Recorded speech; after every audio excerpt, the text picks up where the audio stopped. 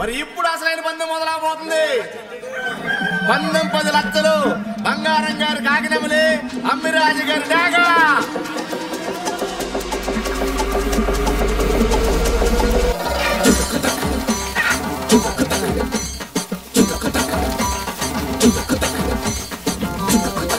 మరి మన అమ్మిరాజు గారి డాగ దెబ్బకి బంగారం గారు కాకినెమలి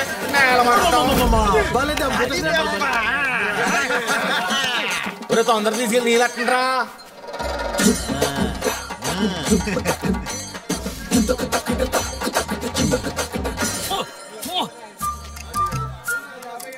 నీ బాధ నాకు అర్థమైంది. నువ్వు గెలిచి నా పరువు కాపాడితే సాయంత్రం నీ గంప కింద 4 పెట్టలు పెడతా. ప్లీజే. బంగారం ఇలాంటి విషయాలు అసలు మాట తప్పడే. వదలరా. పద్దెమందే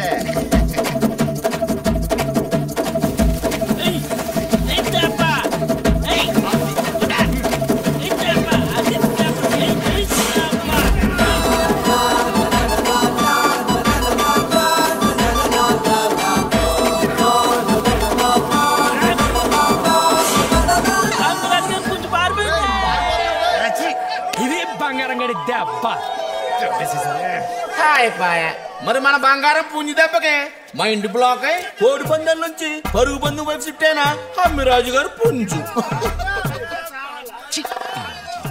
ఏంటండి అమరాజు గారు ఇదా? పందెం అంటే గెలవాలి లేదంటే ఊడిపోవాలి, అంటే సీప పారిపోయి ఉంటండి బాబా. మీ వల్ల నా పరువు అంతా పోయిందండి. నువ్వు సూపర్ రా, తీసుకో. లాస్ట్ నిమిషంలో బంగారం పుంజు మీదకి పందెం బలి తిప్పేవరా. ఇదిగో లక్కడిగో. తెలివినట్రా బాబు నువ్వు.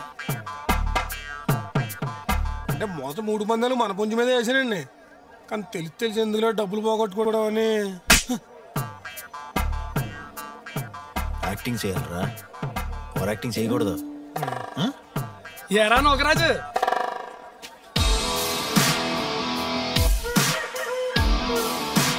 బంగారం గడి పందానికి 10 నిమిషాలు లేటుగా వచ్చాడంటే ఆడు ఒంటికి సెంట కొట్టుకోవాలని డైలీ మా అన్నయ్య ఉండాలి, లేదా ఆడు పుంజుకి సరైన పెట్టతో పని అయినా ఉండాలి.